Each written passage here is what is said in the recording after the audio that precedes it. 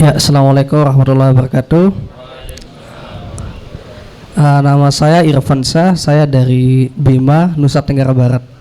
Ya, yang ingin saya tanyakan adalah ini kita melihat realitas sekarang mahasiswa itu banyak yang ketika terjadi kaderisasi khususnya maba ini banyak, ketika saya juga pernah jadi mahasiswa yang kemudian pengen mengkader teman-teman yang masuk ke kajian-kajian Islam agar memahami Islam dan sebagainya, tetapi malah mereka tertarik pada kajian-kajian yang bersifat sosialis, yang menjurus pada pemahaman-pemahaman komunis. Mereka lebih mengidam-idamkan musuh, kemudian ID dan sebagainya, yang mereka ini perjuangan sosialis, perjuangan bersama rakyat dan sebagainya. Mereka mengatasnamakan itu, tapi di sisi lain kan mereka tidak sadar bahwa itu adalah cara paling lunak bagi para pemikir, para pendiri PKI itu untuk merasuki generasi-generasi ini. Nah, kemudian apalagi ketika misalnya sosialis ini kan ibaratnya bapak bagi komunis itu sendiri, yang ketika mereka mengidam-idamkan bahasa-bahasanya dan ID juga itu bahwa agama lah candu dan sebagainya. Kemudian ketika Tan Malaka bilang bahwa saya di hadapan masyarakat saya, di hadapan rakyat saya sosialis, di hadapan Tuhan saya Islam, kan begitu. Pernyataan ini kan secara tidak langsung sekularisasi, memisahkan agama dengan kehidupan yang lain, dan pemahaman inilah yang menjadi pondasi bagi generasi-generasi khususnya maba ini agar secara tidak langsung menjauh daripada pemahaman Islam. Nah, ini bagi saya secara pribadi pun sulit, karena mereka tuh benar-benar radikal cara berpikirnya gitu, dan mendalam cara berpikirnya, terstruktur malahan susah bagi kita. Jadi pertanyaan saya adalah bagaimana cara yang paling efektif, yang paling baik bagi kita untuk menyikapi hal-hal seperti ini, Ustadz, dan melihat juga mohon dijawab. Terima kasih. Wassalamualaikum warahmatullahi wabarakatuh. Waalaikumsalam warahmatullahi wabarakatuh. Baik, monggo. Ustadz dulu atau dari mana teh? Dari tadi? Dari Bima. Oh, Irfansyah. Nama kota yang disebutkan dalam Quran cuma 2 ya. Kata Mesir itu masuk. Kata orang Bima kami juga sering disebut dalam Quran gitu. Bima tak malun. Bangga loh. Kata Bima dimasukkan dalam Quran. Begini ya. Kenapa dulu komunis, Karl Marx, Stalin menggunakan sosialis? Karena dia ingin menghantam kapitalis. Jadi ekonomi kapitalis itu kalau bahasa sederhananya kita begini ya. Kapitalis itu adalah yang berkuasa dan yang punya modal. Kapital itu kan artinya kota. Jadi kapitalis itu misalnya begini, kita contohkan di Indonesia ya. Media itu kan kapitalis. Maksudnya kapitalis. Artinya mereka tidak peduli kepada moral akhlak, yang penting mereka dapat uang gitu loh. Jadi acaranya melanggar moral Pancasila mereka nggak peduli, yang penting kami dapat uang. Jadi kapitalis mengambah kepada uang. Nah, sosialis ingin menghantam ini sebenarnya. Sosialisme itu menghantam itu. Jadi memang renyah, sosialisme renyah kalau untuk menghantam kapitalis renyah. Tapi ketika komunis berkuasa, mereka lebih kapitalis. Kan? Mereka lebih kapitalis sebenarnya. Nah, kalau kita contohkan korban-korban kapitalis ini kan sebenarnya orang-orang yang sama saja sekularismenya begitu. Jadi kalau kita tanya artis-artis begitu ya, kenapa berani peran-peran begini gitu. Ini tuntutan peran, itu bahasa kapitalis itu. Sebenarnya tuntutan uang. Kenapa berani pose telanjang? Ya ini kan bagian dari profesionalisme, itu bahasa-bahasa kapitalis itu. Kapitalis itu nggak punya moral, termasuk sosialis juga nggak punya moral ekonominya. Makanya sosialis itu kan dulu hancur itu, muncullah kapitalis. Nah, ketika kapitalis dihantam sama sosialis, memang renyah gitu loh, seolah-olah merakyat gitu loh, segala macam. Tapi ini kebohongan luar biasa. Sebab itu nanti komunis berkuasa, dia lebih kapitalis gitu loh, nah, ya, lebih dikuasai. Jadi kalau sosialisme itu dulu, negara-negara yang pernah dijajah oleh Perancis dan sosialisme ya, dalam sosialisme itu tidak ada kepemilikan hak sebenarnya. Jadi semua diatur oleh negara. Artinya, lihatlah negara sosialis bisa nggak bikin rumah seperti ini? Nggak, sosialis nggak boleh. Yang bikinkan rumah adalah negara. Jadi orang mau kaya kayak mau miskin, rumahnya sama di sosialis itu. Jadi miskin sama miskin, kaya sama kaya. Agak bagus ya. Tapi Jerman juga hancur kok dengan menggunakan sosialisme itu loh. Jadi orang-orang jadi malas bekerja gitu loh. Ngapain saya hidup kaya raya? Dipajakin tinggi-tinggi, nanti yang orang miskin digaji. Itu kan bagi orang yang pejuang-pejuang sosial kan kelihatan enak tuh itu, ya. Jadi nggak ada orang kaya, orang miskin ya. Semuanya kaya, semuanya miskin. Dalam kapitalis kan beda. Yang kaya tambah kaya, miskin tambah miskin gitu loh. Indonesia nggak menggunakan itu. Indonesia menggunakan welfare state kayaknya, ekonominya. Tapi nggak jelas juga, kadang-kadang kapitalis, kadang-kadang sosialis gitu loh. Indonesia nggak jelas juga, kadang-kadang sosialis, kadang-kadang ya agak sosialis, tapi kapitalisnya juga diundang segala macam gitu ya. Nah, sekarang kita mau mengembangkan ekonomi Islam. Islam itu tidak mengenal sosialis kapitalis sebenarnya. Nah, kemarin Bu Sri Mulyani sudah dijadikan ketua Ikatan Ekonomi Islam. Yang pernah dia belajar apa gitu loh. Saya ngajar fikih muamalah tuh sudah 17 tahun loh. Kenapa nggak saya jadi angkat fikih muamalah ya? Iya, saya ngajar fikih muamalah tuh sudah 17 tahun. Karena dulu saya S1-nya kan syariah, ekonomi syariah dulu.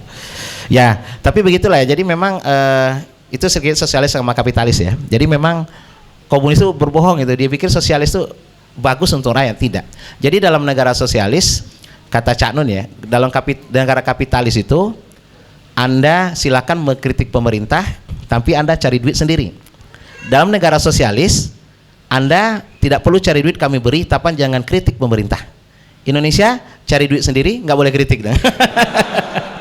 Agak susah emang. Bingung. Oke. Terus yang kedua, tadi pertanyaannya, memang banyak kok anak-anak muda kita dulu waktu 65 ya. Banyak juga anak muda kita yang tergiur dia dengan gerakan sosialismenya itu loh, seolah-olah benar gitu loh. Tapi sebenarnya tidak, di dalam itu dibungkus dengan, jangankan sekuler itu masih percaya agama loh ya, cuma dia memisahkan saja. Kalau ateis itu nggak percaya agama. Di Cina itu ya, bukan hanya Islam loh, sudah 48 gereja dihancurkan di Cina. Jadi mereka nggak suka simbol-simbol agama gitu loh. Bukan di Indonesia karena mayoritas muslim aja kita diambil. Di sana tuh orang Kristen juga teriak-teriak, juga susah dia beribadah di sana. Sebab bagi komunis itu nggak boleh agama dan atribut agama nggak dibolehkan. Jadi kalau kita tidak belajar sejarah, sejarah akan mengajarkan kita lagi.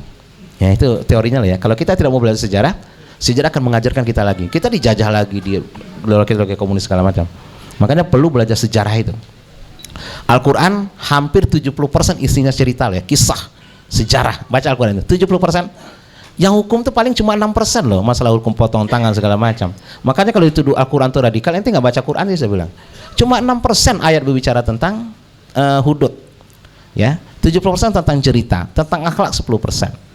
Ya, yang lainnya tentang berita-berita tentang gaib gitu loh. Coba, bagaimana Al-Quran menjanjikan kita sejarah, belajar sejarah Fir'aun gitu loh ya. Nah, makanya kebetulan saya tadi pagi ngajar ya tentang surat Yunus ayat 92. Ini saya ucapkan ya, karena tadi mata kuliah saya pagi. Saya tadi saya lagi demam nih Pak lihat kuliah, tapi kalau ngajar tuh saya senang gitu loh. Lihat anak mahasiswa itu semangat saya gitu loh. Ternyata benar sembuh saya setelah ngajar itu. Habis ngajar sakit lagi gitu. Ini terakhir ya, belajar sejarah. Surat Yunus ayat 92. Ini yang membuat seorang Profesor Maurice Bucaille masuk Islam. Fal yauma nunajjika, ini tentang Firaun ya. Fal yauma nunajjika bibadanika litakuna liman khalfaka ayah. Hari ini kata Allah dalam Al-Qur'an, kami selamatkan jasad Firaun, badannya sampai akhir zaman. Nah, dari sinilah seorang Maurice Bucaille ya masuk Islam, yang dia belajar tentang ini. Saya munculkan di sini. Mata kuliah tadi pagi mana ini?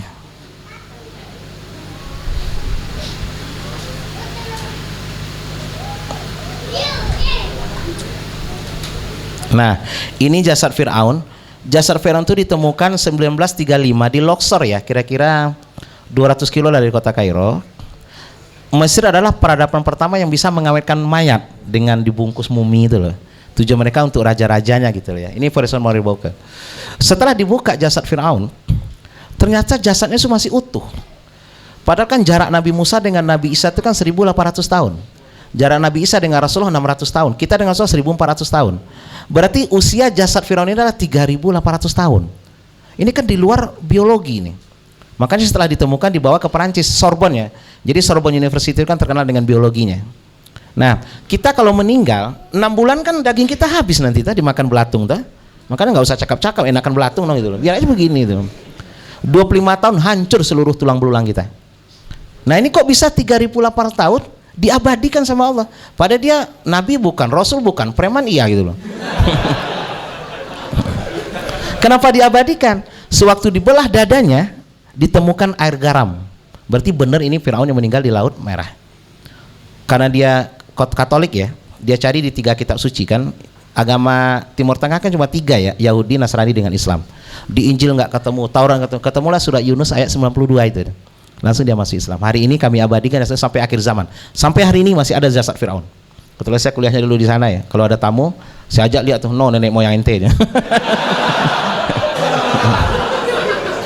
Pertanyaannya, kenapa Firaun diabadikan Allah? Nah, Allah jawab juga di sini. Nah, banyak loh. Apa kata Allah? Litakuna liman khalfaka ayah, untuk menjadi tanda bagi manusia. Jadi Firaun itu sombong, ngaku Tuhan tapi goblok gitu loh. Karena dikalahkan Musa 4-0 gitu loh. Nah, ini kan pelajaran Allah abadikan supaya jangan Firaun itu loh. Nah, tentang piramid ya. Jadi Al-Qur'an itu sudah menjawab ya, surah Al-Qasas.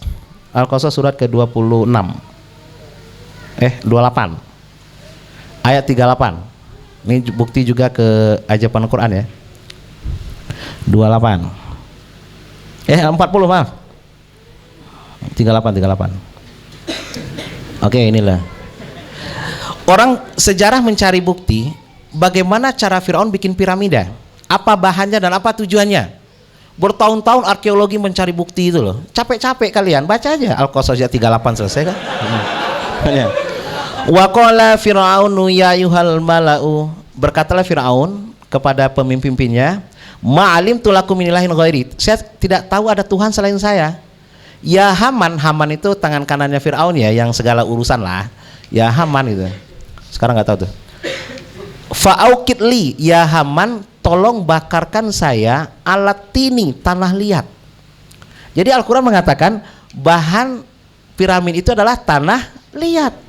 Ternyata tahun 86 seorang sejarawan Yahudi Israel, dia membawa tanahnya ke laboratorium, diteliti-teliti, ternyata benar itu adalah tanah liat. Kan capek dia tuh. Al-Quran sebenarnya tanah liat gitu loh. Caranya apa? Dibakar sama Firaun. Jadi tanah liat itu ditumpuk, dibakar, baru dibentuk sama Firaun. Masih termasuk 7 keajaiban dunia ya. Kalau Borobudur sudah keluar kayaknya ya. Mungkin nggak bayar SPP apa nggak tahu.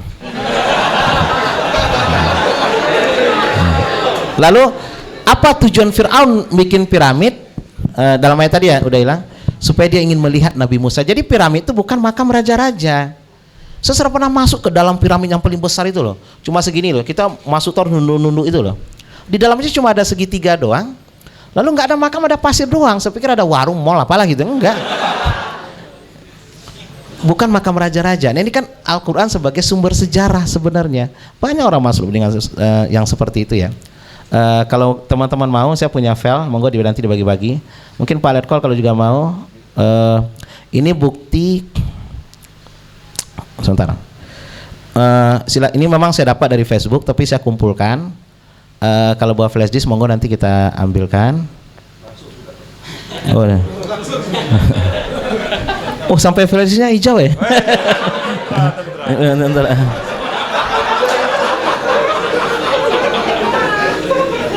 Ini Ustaz, kita baca cepat ya. Ini silakan nanti dibaca di rumah setelah apa? Ini adalah bukti bahwa Al-Quran itu sudah berbicara tentang pengetahuan ini tentang penentu janin laki-laki perempuan. Sudah dibukti oleh kedokteran, ternyata menentukan itu sperma laki-laki. Ternyata Al-Quran sudah berbicara wa nakhalaqu zakar wal unsa min nutfatin idza tumna. Dari sperma ketika dia tumna itu muncrat lah bahasa kitanya gitu ya. Jadi yang menentukan kelamin itu adalah sebenarnya laki-laki. Oke, ada 36 nih. Tentang laut ya, marajal bahraini taqiyan, ada 2 laut yang bertemu di antara 2 tengah.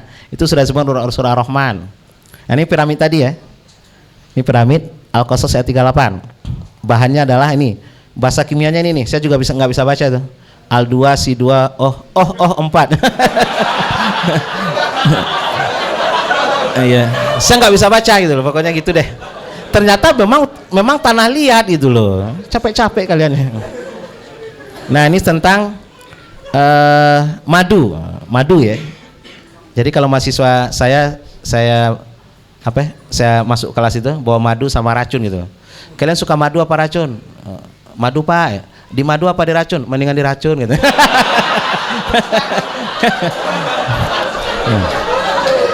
Ini tentang tumbuhan ya. Monggo, nanti kita bagi ke teras dakwah. Baca di rumah sambil tidur. Tentang penciptaan manusia. Sampai sekarang orang masih menggunakan rekayasa genetik kan dilakukan supaya orang bisa jadi manusia. Ternyata nggak bisa ya. Tetap pakai ini loh, sperma masuk ke sel telur mengunci. Jadi semua orang melewati masa ini loh ya. Dan ada juga yang masuk Islam gara-gara ini. Terus, nah ini tentang apa itu? Ini bahasanya Malaysia ya. Kayaknya orang Malaysia yang bikin ini. Tentang apa namanya? Ozon, tentang ozon. Nah ini sapi ya. Ini juga membuktikan bahwa kan banyak orang bilang kita nggak boleh minum susu sapi sebab Allah sudah, dia pakai Allah lagi. Allah tuh sudah benar mengatur. Kalau kambing minum susu kambing, anak sapi susu sapi, manusia ya susu manusia gitu loh. Allah membolehkan kok, mau apa ente, saya bilang. Nih, kami alirkan di antara perutnya itu, antara farsin itu kotoran ya, antara kotoran dan darah. Allah alirkan susu yang sangat lezat, silahkan diminum. Itu mana pertama. Mana sosialnya apa? Antara kotoran dan darah. Ini kotoran nih, ini darah, mengalir susu di tengahnya. Apa mana sosialnya? Orang kalaupun tumbuh dari orang tua yang tidak baik sekalipun, komunnya, dia bisa jadi orang baik loh. Jangan menghukum masa lalunya gitu ya. Susu saja mengalir antara kotoran dan darah. Kecampur dikit aja udah nggak enak loh ya. Dikit aja kecampurnya itu nggak enak gitu. Nah ini mengalirkan gitu kan bagus. Jadi walaupun dia ayahnya perampok segala macam, bisa jadi ustadz juga kok dia kok. Jangan menghukum masa lalu orang gitu loh. Nah ini kan Allah, ini tentang perkawinan. Nah ini juga yang orang Thailand masuk Islam ya gara-gara ini. An-Nisa ayat 56. Jadi dia menemukan sebuah penelitian. Saya meneliti sudah bertahun-tahun katanya. Dia diundang seluruh ahli kulit. Ternyata rasa sakit di bagian tubuh itu cuma di bawah kulit. Jadi kalau Anda operasi orang, cukup di anestesi kulitnya, tulangnya nggak akan terasa sakit gitu loh. Bertahun-tahun penelitian saya, namanya Profesor Tagatat apa nih? Orang Thailand itu susah namanya. Ya. Tagatat Tagason. Bingung dah. Kayaknya orang Bima deh. Nah, ternyata kulit itu ini cuma rasa sakit itu cuma di kulit. Jadi kalau sudah kulit sudah di anestesi, tulang tuh nggak terasa sakit gitu loh. Menunjuk seorang ahli kulit dari Mesir. Prof, benar itu penelitian sana? Benar, saya sudah meneliti bertahun-tahun. Al-Quran sudah berbicara 14 abad yang lalu gitu loh. Mana buktinya gitu loh? Kalau buktinya saya jadi syahadat gitu loh. An-Nisa ayat 56. Innal ladzina kafaru bi ayatina saufa nuslihim naro. Kullama najidat juluduhum. Ketika orang kafir itu nanti masuk neraka, ketika kulitnya sudah gosong, badalnahum juludan ghairaha liyazuqul azab. Kami ganti dengan kulit yang baru supaya mereka merasakan azab. Jadi sakit itu memang cuma di kulit gitu loh. Langsung dia syahadat profesor itu. Capek-capek saya meneliti ternyata sudah ada gitu. Ternyata Al-Quran hebat ya. Emang hebat dari dulu aja kemana ya kita. Oke, nanti diambil aja ini ya untuk dibaca-baca di rumah. Nah, kita bagi-bagi. Ilmu terus dibagi-bagi. Oke, ya begitu deh ya. Jadi menghadapi orang seperti itu memang kadang-kadang kalau diskusi susah, mereka merubah ideologi itu memang susah. Paling kita cari aja orang-orang yang bisa kita selamatkan dari situ, ajak diskusi, suruh cabut gitu. Tapi kalau sudah mendarah daging itu mah nggak bisa dirubah, susah. Kalau sudah otaknya karat memang begitu gitu. Dinasihati nggak mempan gitu loh. Enggak, let call. Udah luar biasa. Monggo, Pak. Oke. Terima kasih. Kita semuanya belajar banyak malam ini dari Pak Ustadz. Sampai lupa lagi namanya kan. Adik, udah disampaikan semua sama Pak Ustadz ya. Intinya seperti itu. Menurut saya yang penting bagaimana diri kita saja. Seperti yang dibilang tadi, Islam itu menghadirkan rahmatan lil alamin. Itu yang perlu kita ini. Kita kasih contoh keteladanan dari diri kita. Di simpang jalan contohnya mungkin, walaupun orang mungkin semuanya tidak ada lagi yang tidak. Semuanya mengambil jalan kiri. Tapi kalau yang kanan itu benar, biarlah kita yang ambil yang jalan itu. Mungkin itu yang bisa saya sampaikan. Udah amat sangat lengkap sekali. Kemudian berkaitan dengan yang Pak Ustadz sampaikan tadi, kalau misalkan ada hal-hal yang perlu disampaikan, kami itu ada namanya Babinsa adik-adik ya. Dia itu ada sampai di kelurahan dan desa, Bintara Pembantu Desa. Ya dia sehari-hari memang membantu para lurah, para kepala desa itu untuk membantu menyelesaikan permasalahan yang dihadapi oleh masyarakat. Sehingga kalau misalkan ada hal yang kayaknya memang perlu disampaikan, nggak apa-apa sampaikan sama mereka. Walaupun mungkin tidak langsung ada actionnya Pak Ustadz, tapi yang jelas itu masuk catatan kami lah ya. Sehingga dengan hal-hal yang adik-adik sampaikan semua itu, kalau memang harus kita tindak lanjuti, pasti akan kita tindak lanjuti. Sesuatu hal yang baik, siapapun yang nyampaikan akan kami terima ya, untuk kebaikan kita semuanya, untuk kepentingan bangsa dan negara ini. Pengalaman yang sudah memang begitu ya, tidak bisa kita biarkan. Seperti yang disampaikan oleh Pak Ustadz tadi, kalau ada isu-isu seperti itu, kalau dulu kita ada isu kolor hijau misalnya ya, di Banyuwangi ada isu santet lagi Pak Ustadz, itu memang arah-arahnya pasti ke situ. Jadi itu salah satu contoh yang menandai, dibuat orang takut dulu supaya orang nggak keluar malam, karena mereka pada saat malam itu ya mungkin keliling-keliling menyebarkan ini mereka itu. Saya rasa itu deh ya. Terima kasih, pertanyaannya bagus untuk kita semuanya.